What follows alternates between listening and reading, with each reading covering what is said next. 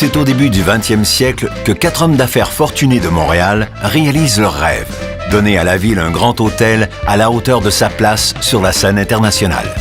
Le célèbre hôtelier César Ritz associe son nom, le bureau d'architectes Warren et Wetmore conçoit l'édifice et le premier hôtel Ritz-Carlton au monde ouvre ses portes le 31 décembre 1912. Déjà à l'époque, l'hôtel offre les services et les aménagements les plus luxueux et les plus modernes pour satisfaire sa clientèle.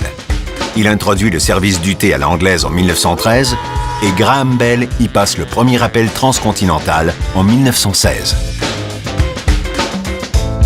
Royauté et chefs d'État visitent régulièrement l'hôtel. Le président français Vincent Auriol a tellement aimé le menu que le Ritz-Carlton fournira les repas d'Air France pendant de nombreuses années. Le jardin avec son étang et ses cantons viennent s'ajouter dans les années 50. Les plus grandes personnalités du monde entier écrivent l'histoire du Ritz-Carlton Montréal. Le premier mariage d'Elizabeth Taylor et de Richard Burton a lieu dans la suite royale et les célébrités défilent sans cesse au 12-28 de la rue Sherbrooke.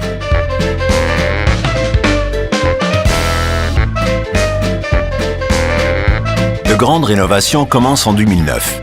Et en 2012, l'hôtel ouvre de nouveau ses portes avec 129 nouvelles chambres et suites pour ses hôtes fidèles, mais aussi pour les nouveaux noms de la scène locale et internationale.